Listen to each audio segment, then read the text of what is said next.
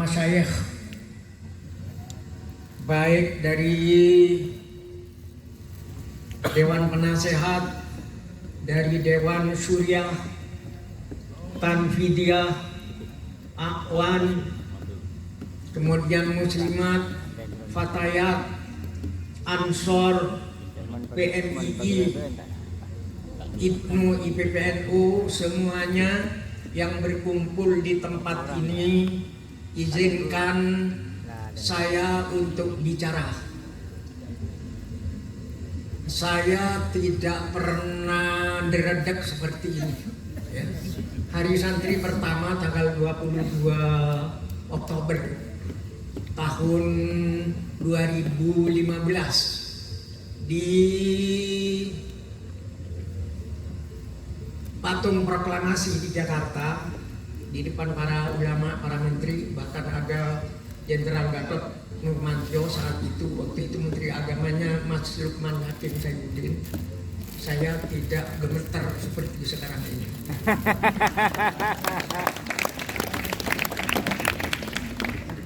Kenapa? Karena NU itu sangat indah.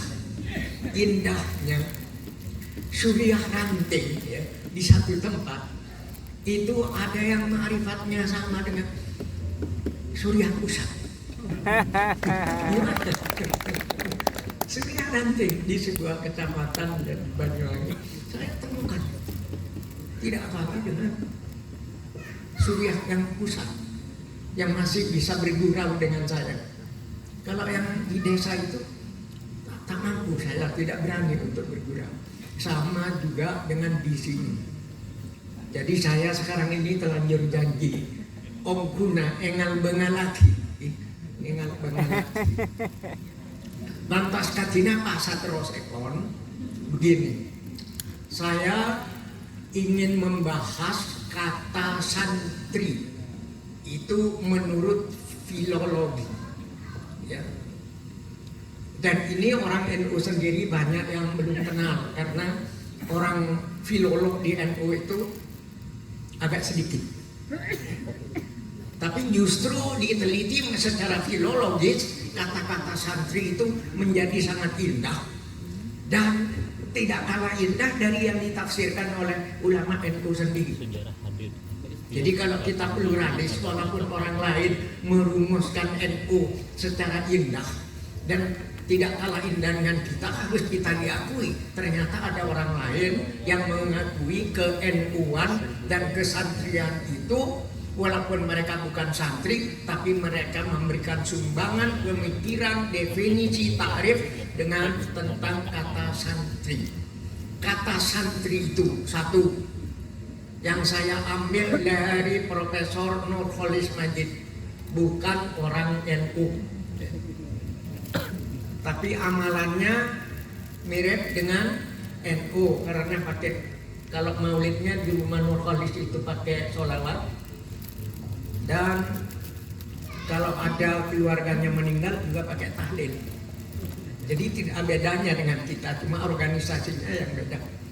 Tapi yang paling menarik ya, walaupun ada pemikiran Nurholis itu yang liberal, tapi dia itu bagus sekali dalam merumuskan kata santri yang sebenarnya dia tidak merumuskan sendiri. Menurut Nurholis, kata santri itu berasal dari bahasa Sanskerta, dari India sana. Jadi asalnya bukan santri, tapi sastri. Tapi lidah Jawa, instruksi menjadi instruksi, syahadatain menjadi sekaten, Zawawi menjadi Kiai Jamawi, ya. Kemudian kalimat syahadat menjadi kalimosodo. Muhammad Toha di Sumenep dipanggil Mat Tohe. Jadi bisa mungkin kata Nurholis, kata santri itu, kata sastri setelah tiba di lidahnya orang Jawa, di mana fitasinya menjadi piltasimin, vitamin menjadi piltamin. Bisa mungkin saat itu 1000 tahun yang lalu kata sastri berubah menjadi santri. Ma huwa sastri. Apa sebenarnya sastri itu? Menurut ahli filologi, dan kebetulan saya di organisasi Asosiasi Tradisi Lisan se-Indonesia, dan saya penasehat yang terdiri dari filolog dari UGM. Dan jadi betul, memang kata santri itu berasal dari kata sastri. Apa artinya sastri? Sastri itu orang yang belajar kalimat suci dan kalimat yang indah. Jadi ternyata yang diajarkan oleh nenek moyang kita para sunan itu mulai Sunan Kudus, Sunan Ampel, Sunan Kalijogo, Sunan Gunung Jati, Sunan Bonang, Sunan Derajat, sampai Sunan Giri, ternyata yang diajarkan kalimat suci dan indah yang tidak bisa dibikin oleh manusia. Nah, kalimat suci dan indah yang tidak bisa dibuat oleh manusia apa? Al-Quran. Tidak lain adalah firman-Nya Allah. Sampai Allah juga nantang, kalau ada orang yang bisa bikin yang sama indahnya dan dalamnya seperti firman-Ku, coba.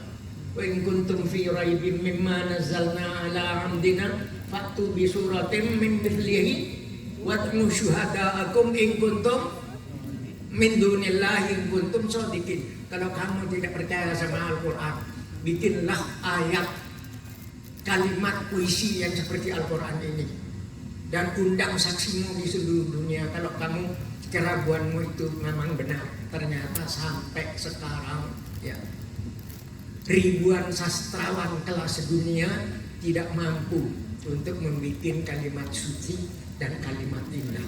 Contohnya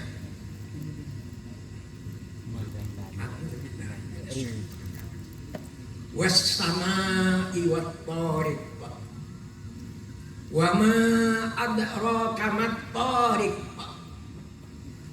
an-najmu tsaqib in kullu nafsin lamma 'alaiha hafiz falyanzuril insanu mimma khuliqa mimma dafiq yakhruju min bayni sulbi wat tara'ib.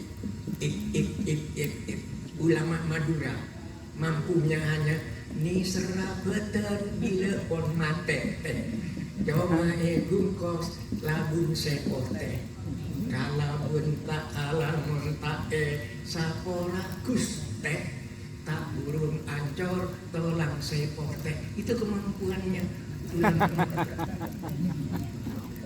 akan dibandingkan dengan qul huwallahu ahad Allahus samad. Walaupun ada yang lucu, kadang-kadang kiai di desa dari sangat ingin memuliakan Al-Quran, hasidin idza hasad. Jadi itulah. Nah, sekarang bagaimana kalau surat At-Thariq itu diterjemahkan secara puitis ke dalam bahasa Indonesia? Sampai ulama dulu marah-marah. Yang tidak marah hanya Kiai Haji Abdurrahman Wahid dan Buya Hamka. Setelah Kiai Haji Abdurrahman Wahid dan Buya Hamka itu membenarkan, tidak ada kiai yang berani bunyi. Apa terjemahannya? Was-samaa'i wat-thariq. Was-samaa'i wat-thariq, demi langit dan kejora malam. Tahukah kau apakah kejora malam? Ialah bintang yang menembus kelam. Jika setiap yang bernyawa merasa ada penjaganya, baiklah manusia itu berpikir dari apa dia diciptakannya. Manusia diciptakan dari air lata yang mengalir antara sela iga dan tulang dada. habis Hendra, habis Khairil Anwar, habis Sekishkil, habis Muhammad Iqbal, habis Sawawi Imron. Ya.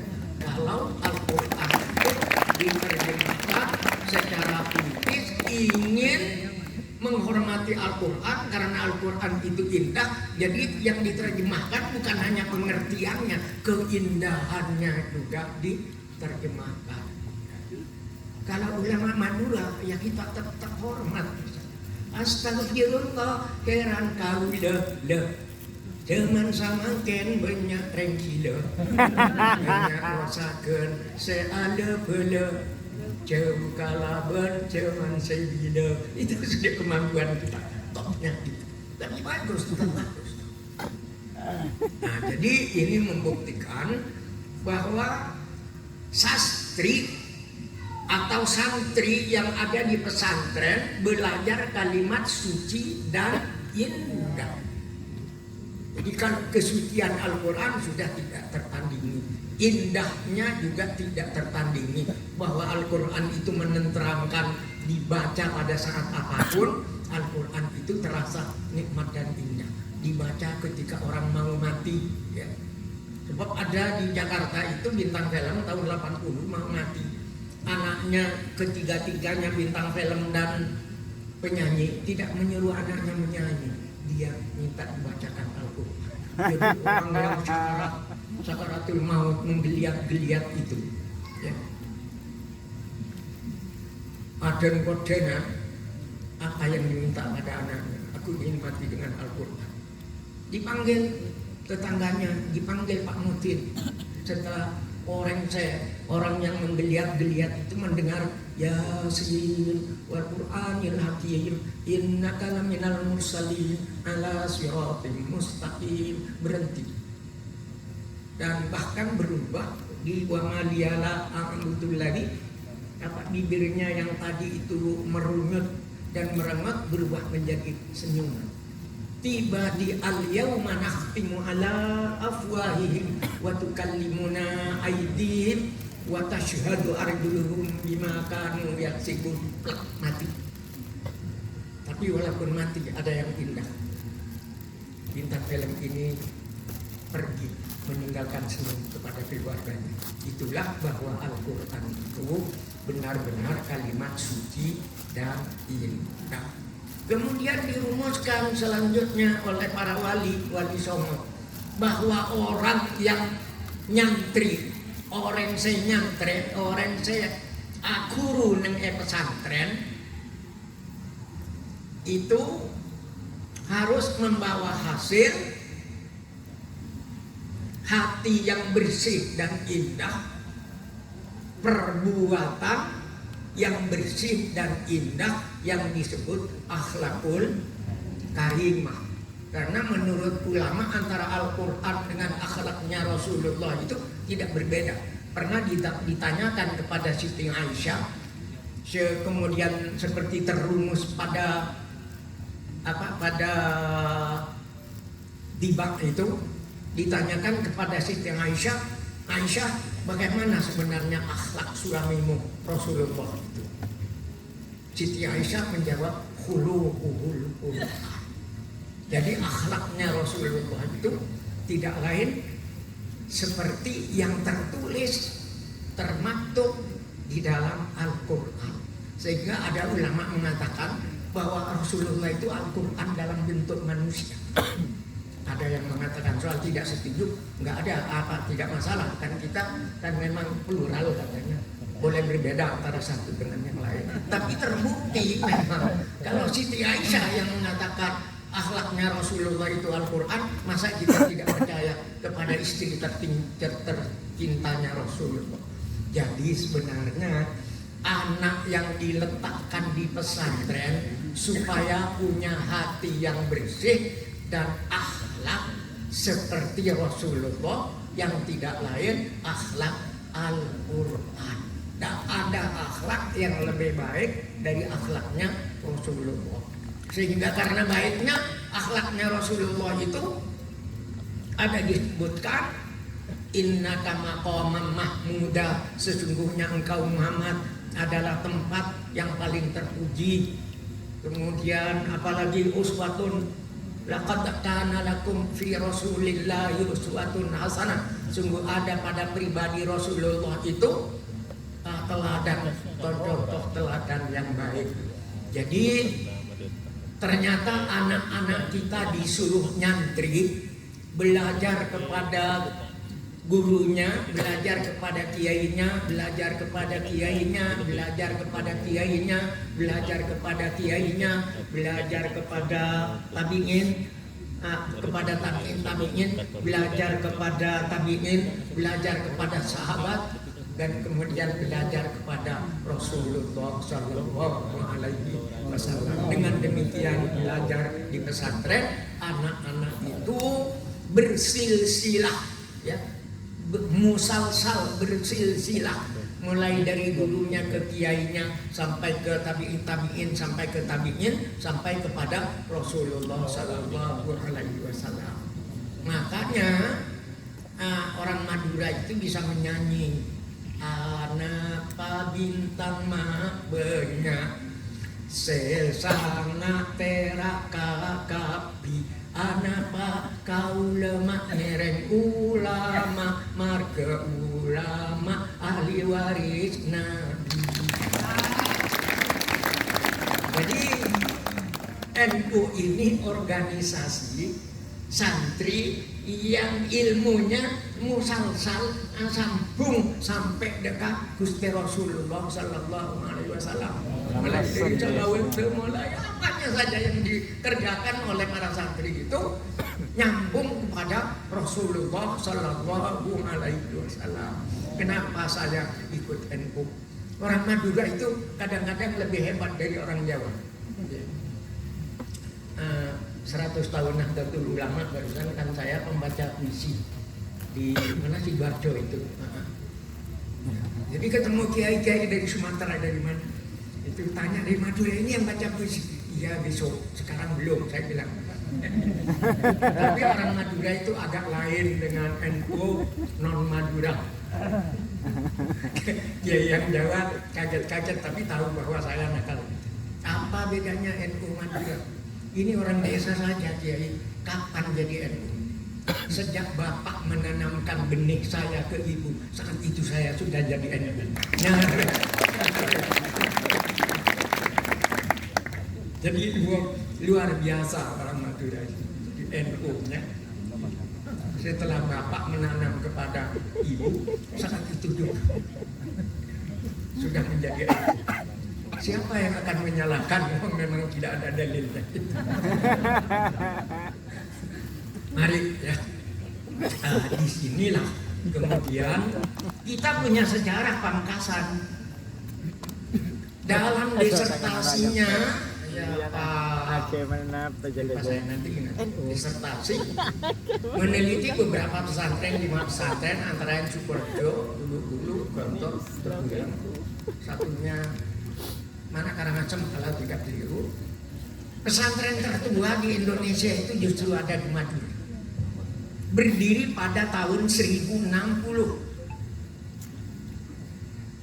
Urus punya urus di Maduranya, bukan di Sumeneb. Walaupun penyiar Islam paling terkenal di Madura itu adalah Pangeran Katandur namanya, ya, Sayyid Baidawi. Di mana itu? Pesantren pertama di Pamekasan. Di mana letaknya? Yaitu nama pesantrennya pesantren Ojen Tampes. Jen Tampes itu setelah diteliti ternyata ada di kecamatan, di Kabupaten Pamekasan, namanya di Kecamatan Sotaber. Ya, tapi Sotaber itu punya sastra juga. Mau dengar tentang Sotaber gitu? Ingin dengar? Siap. Dan ini puisi Madura tahun 30 saya temukan di Belanda. Saya kan tahun 2001 diundang untuk baca puisi di Belanda, menemukan syair-syair Renteng Madura. Ternyata ada yang menyebut Sotaber. Gimana bunyinya? tasekna dejena sotaber keng ombakna ageruduan mun pes sewennya semataber keng takna pes sewenduan. Saya dengan dibilang lah, bukan jangan saya yang itu. Jadi Madura itu punya andil karena membuktikan bahwa raja-raja Madura yang pakai nama-nama Jawa itu diperkirakan dia orang Hindu kan? Seperti Arya Wiraraja. Arya Wiraraja Sumenep itu menurut Dr. Abdul Rahman, Bupati Sumenep tahun 70, itu bapaknya namanya Arya Pamungkas. Yang kemungkinan kata Pamungkasan itu berasal dari kata pamungkas. Kan memang di Jogja itu tempatnya Mangkunegara itu disebut Mangkunegaran. Yang tempatnya Pakualam itu Pakualaman. Begitu pula tempatnya Arya Pamungkas itu mungkin di Pamungkasan. Tahun 1770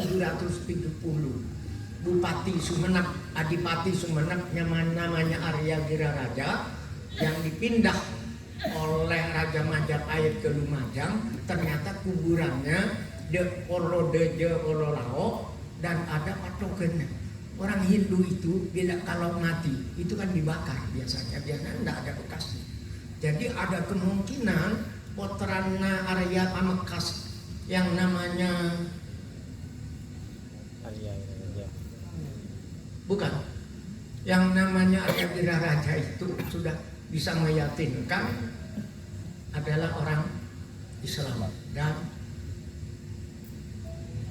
Arya Pamungkas. Cuma sampai sekarang ini orang Sumenep tidak mau menerima bahwa Arya Pamungkas itu orang Pamungkasan. Katanya orang Sunda, nggak apa-apa lah, nggak usah bertengkar soal itu.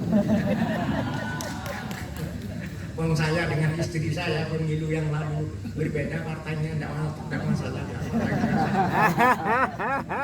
Lanjut ya.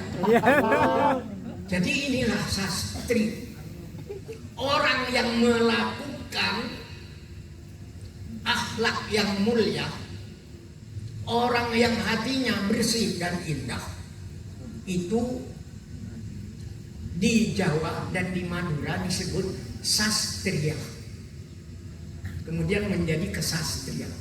Jadi santri yang sebenarnya setelah dewasa dia tetap santri, tapi ada kelebihannya. Dia melakukan ilmunya, kemudian dia menjadi satria atau sastria atau kesastria. Ini asal usul ilmu filologi kata sastri atau kata santri. Jadi kalau ada yang berpendapat berbeda, tidak berbeda dengan saya, tapi berbeda dengan Profesor Novelis Majid dan berbeda dengan ahli filologi yang ada di UGM dan di Universitas Indonesia. Nih, tapi setuju sampean bahwa yang namanya santri itu nanti setelah dewasa mengamalkan isi Al-Quran. Setuju atau tidak? Setuju. Ya itulah. Dan itu dibuktikan ya, oleh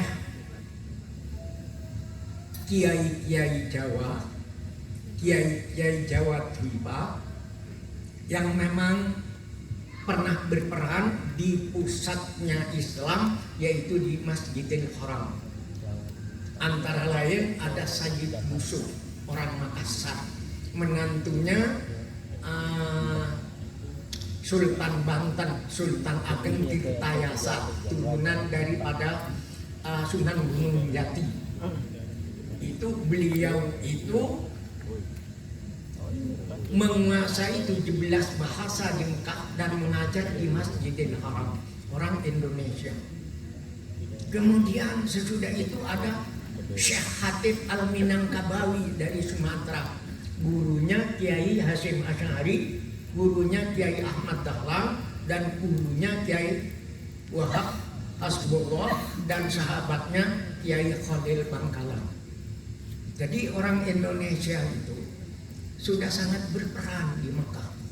Malah pada awal abad ke-20 qiraah hafaz seperti qiraahnya orang Indonesia, pemenangnya itu adalah orang Kendi di Mekah itu, ya, keluarga Kiai nama Kendi itu, maksudnya itu pemenang, itu catatan sejarah. Jadi Madura itu memang benar tempatnya santri, tempatnya sastri, tempatnya orang belajar kalimat suci dan kemudian untuk mengamalkan ajaran-ajaran suci dan indah. Dan puncaknya ketika saya tidak panjang, mungkin Pak Kacung Marijan dengan Pak Ahmad Baso, Ustaz Ahmad Baso untuk menjelaskan tentang sejarah berdirinya NU. Ya, saya tidak banyak ya.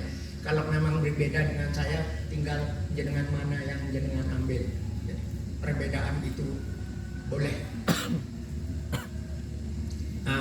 Saat ini saya ingin bercerita peran orang Madura dalam berdirinya Nahdlatul Ulama. Siapa itu? Yaitu Kiai As'ad Syamsul Arifin yang membawa tongkat yang dititipkan oleh Syekhona Khalil ke Kiai As'ad Syamsul Arifin untuk disampaikan kepada Kiai Hasyim Asy'ari. Kemudian ditanggapi setelah istikharah Kiai Hasyim Asy'ari, ternyata beliau sebenarnya dengan tongkat itu disuruh mendirikan Jam'iyah Nahdlatul Ulama dan Kiai Hasyim Asy'ari yang menjadi pemimpinnya. Hubbul Watan Minal Iman ini dicanangkan Kiai Wahab Asbullah dan Kiai Hasyim Asy'ari, tetapi teks aslinya terdapat pada kitabnya Kiai Syekhona Khalil Bangkalan. Maka saya sendiri melihat ketika pengusulan Kiai Syekhona Khalil untuk menjadi pahlawan nasional, semua kitabnya diperiksa, ternyata di sudut kitabnya ada kata-kata hubbul waton minal iman, cinta kepada tanah air adalah sebagian dari itu dari NU. Saya diminta menafsirkan itu. Kenapa cinta tanah air adalah sebagian dari iman zamannya Gus Dur itu. Kemudian jadilah puisi. Kenapa kita harus cinta kepada bangsa dan tanah air? Kita semua minum air Indonesia menjadi darah kita. Betul? Kita makan beras, ikan dan buah-buahan Indonesia menjadi daging kita. Kita menghirup udara Indonesia menjadi nafas kita. Kita bersujud di atas bumi Indonesia. Sekali lagi, kita bersujud di atas bumi Indonesia, berarti bumi Indonesia adalah sajadah kita. Dan bila tiba saatnya kita mati, kita semua akan tidur dalam pelukan bumi Indonesia. Daging kita yang hancur membusuk akan bersatu kembali dengan harumnya bumi Indonesia. Maka tidak ada alasan untuk tidak cinta kepada bangsa dan tanah air. Tidak ada alasan untuk tidak cinta kepada bumi Nusantara. Tanah air Indonesia adalah ibunda kita. Siapa mencintainya, jangan mengisinya dengan maksiat dan dosa. Betul? Boleh mengisi bumi Indonesia dengan maksiat dan dosa? Bumi Indonesia adalah ibunda kita. Siapa mencintainya, jangan mengisinya dengan kebencian, jangan mengisinya dengan permusuhan, jangan mengisinya dengan fitnah, jangan mengisinya dengan adu domba. Tanah air Indonesia adalah sajadah kita. Siapa mencintainya harus menanaminya dengan benih-benih iman, menanaminya dengan benih-benih takwa, menanaminya dengan kerukunan, persaudaraan, kemajuan, dan kreativitas. Tanah air Indonesia adalah sajadah kita, tempat kita bersujud kepada Allah. Selesai. Nah, nambahna sakone pelkat lagi. Tapi pun 40 menit, jadi kira-kira 5 menit lagi anggota apa?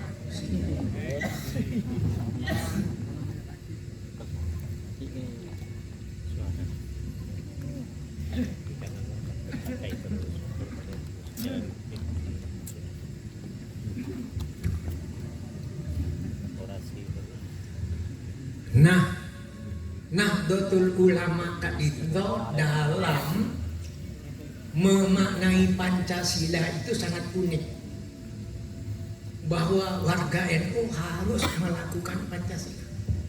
Gimana? Sakat dinto. Ketuhanan yang Maha Esa, Qul huwallahu ahad, Allah yang Maha Satu, setuju panjenengan? Setuju. Dan lebih dari itu, warga NU itu bukan hanya mengakui Allah satu. Lebih dari itu, warga NU itu menomorsatukan Allah. Nomor situ cuma Gusti Allah. Seandainya mah orang tua dua mungkin nomor 1. Seandainya mah guru nomor 59. Seandainya mah selain nomor 100. Tapi yang namanya Allah adalah yang nomor 1. Jadi orang Nahdlatul Ulama harus menomorsatukan Gusti Allah Subhanahu wa Ta'ala. Kenapa orang NU menerima kemanusiaan yang adil dan beradab? Karena kemanusiaan yang adil dan beradab yang menomorsatukan Gusti Allah, yang berketuhanan, yang Maha Esa. Kenapa orang NU menerima persatuan Indonesia? Kita menerima persatuan Indonesia yang berketuhanan, yang Maha Esa. Kenapa kita menerima demokrasi kerakyatan yang dipimpin oleh hikmat kebijaksanaan dalam permusyawaratan perwakilan? Karena demokrasi yang berketuhanan, yang Maha Esa. Kenapa kita menerima keadilan sosial bagi seluruh rakyat Indonesia? Karena keadilan sosial bagi seluruh rakyat Indonesia yang berketuhanan, yang Maha Esa. Jadi semua sila dalam Pancasila itu dibingkai dengan substansi yang namanya ketuhanan yang Maha Esa. Qul huwallahu ahad. Satros Epon dikaitkan dengan Madura, yang bernama Madura sebenarnya. Sebab Madura nikah sareng Kalimantan, sareng Sulawesi lain. Madura nikah sehanya ma akhlak. Rasulullah patoron dekatinya liutami makarimal akhlak. Lakan orang Madura kudu berakhlak, buktena beda paparekeun Madura kona. Berarti monyena sapanikah kan lepai kona. Orang Madura nikah nomor 1 dalam hormat dekat guru. Nginom cemolek hari Ahad. Hari Bajang Jumat masjid benceng. Kalamun ilmu termanfaat, kudu hormat amul deegi guru. Aku saya anak bila 2 Mei akan lain. Munyina yang disebut guru pahlawan tanpa tanda jasa. Mon orang NU orang NU nikah guru pahlawan yang harus diberi tanda jasa. Orang NU nikah tanda jasa nada guru nah paling sakone patih adukan. Sungguh ban malam badan saya lewatan. Yang namanya Fatihah wanita, surat Fatihah menibaca dalam bentuk pas okor ka emas saya tengkina pada gunung Semeru di larangan Fatihah sekalian si hosok ya atau tiga kaki. Makanya guru pahlawan yang harus diberi tanda jasa. Jadi Indonesia lagi gampang, buah kemumu, buah tomat. Kau boleh saya terjemah gini kata bahasa Indonesia. Buah kemumu, buah tomat di atas nyiru coba letakkan. Kalau ilmu ingin manfaat, hormati guru sebagai pahlawan.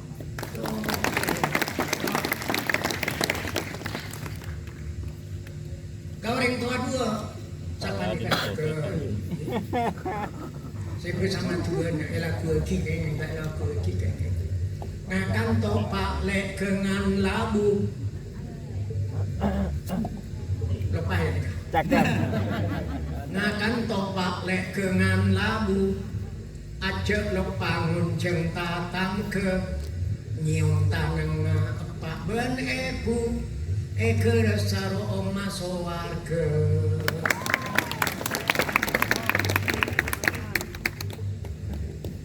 Juga bulus lek macem berna melek benteng sesek na pote rengsek bagus tata kramana mon panting majelop ate Allah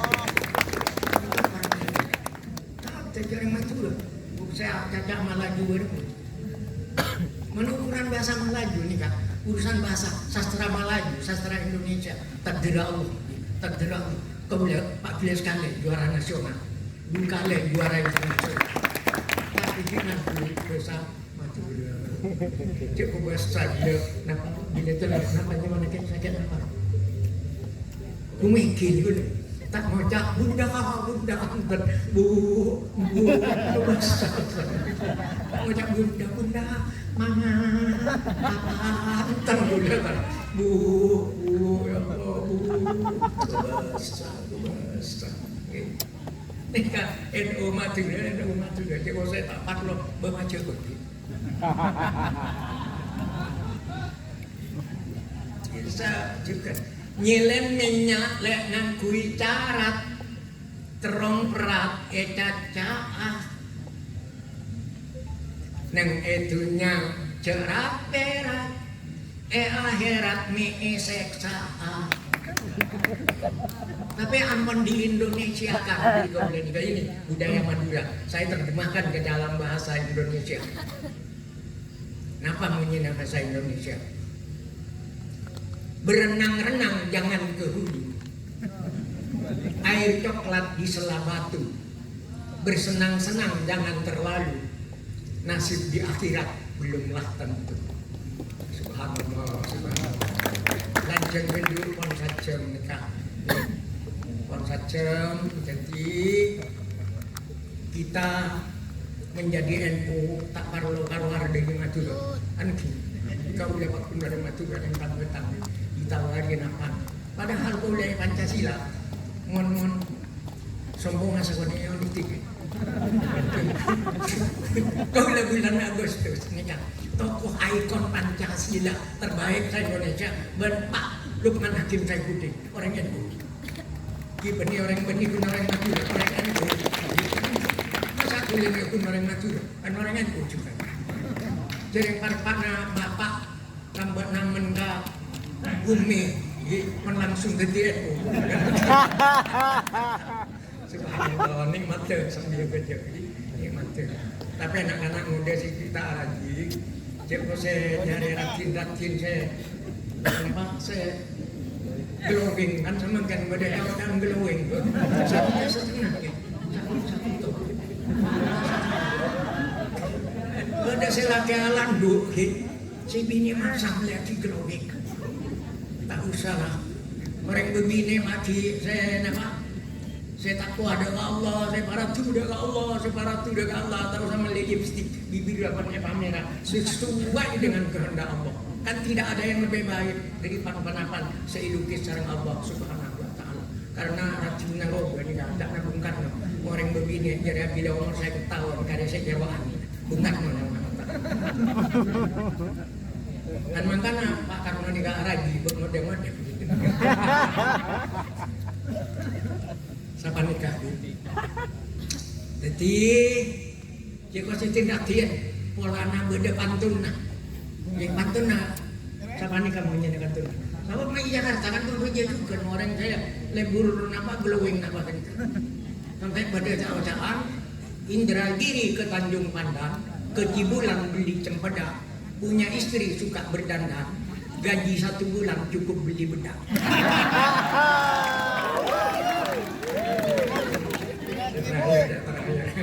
terakhir anak-anak muda lelaki ansur-ansur kayak boleh meleleh tatimuan bila umur saya kekero aja pada jauh-jauhan sapa nikah ontong orang andi bine saya tak mati-mati munyena sama nikah kantun melepel tong kaca letrin sengangki sengak kalah melepel tong kaca letrin sengangki peltong sengak kalah ontong orang andi bine tak ratin sanajan ijina abid ada yang lanyar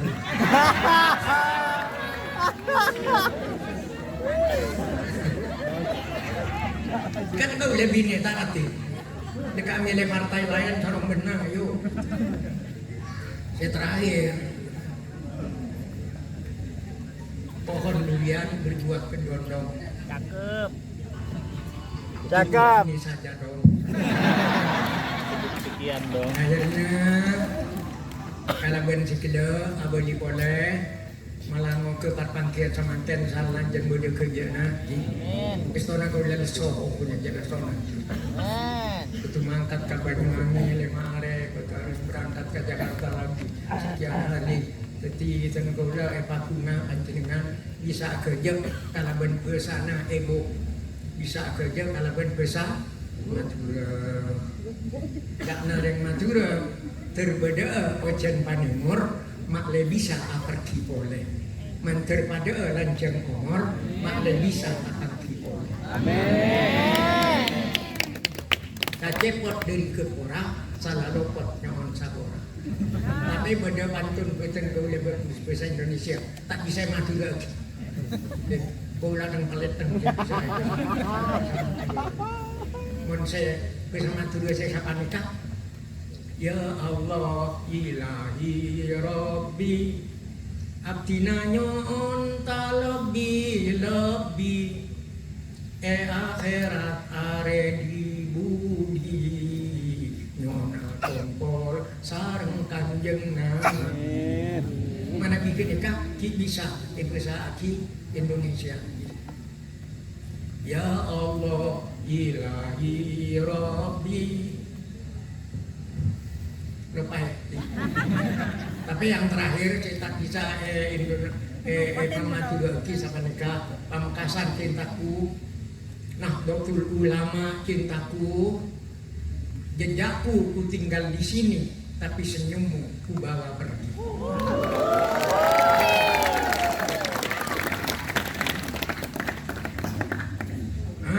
ingat konsep bahasa Indonesia montai baca dari mencintakan Nabi tak nyaman janji utang ya Allah ilahi rabbi kami mohon sepenuh hati di alam akhirat nanti izinkan kami bertemu lagi. Sebelumnya salam mobil saya nggak terangkatan betang siapa. Karena saya itu di Pamekasan dekat ada kikol 2 sama 1. Kalau ada guna pada acara nyeleku. Saya pintu pamantor mana orang kita tetap orang NU, tetap orang natural, tetap santriana Kiai Hasyim Asy'ari, tampilan santriana Kiai Hasan Samsul Arifin, santriana Kiai Abdul Wahab Hasbullah, santriana Kiai Ya bisa disamsuri santrana ke Sayyidina Khalil. Amin. Syai'ulillahi lahumul Fatihah. Amin. A'udzubillahi minasyaitonir rajim. Bismillahirrahmanirrahim. Alhamdulillahi rabbil alamin. Arrahmanir rahim. Maliki yaumiddin. Iyyaka na'budu wa iyyaka nasta'in. Ihdinas siratal mustaqim. Siratal ladzina an'amta 'alaihim ghairil maghdubi 'alaihim waladdallin. Amin. Kaula sepak semua sok akeh. Dasar ya acara nikah acara banyak orang ngajak kakutu kini saya malang ngono kaku. Assalamualaikum warahmatullahi wabarakatuh. Ayah ya. Terima kasih kami sampaikan kepada Al-Mukarram Kiai Haji Deza Wawi Ibrahim. Mudah-mudahan kita semua bisa mengambil hikmah dan menjadi pegangan hidup bagi kita semua. Amin, amin ya rabbal alamin. Demikianlah seluruh rangkaian malam refleksi peringatan Hari Santri tahun 2020.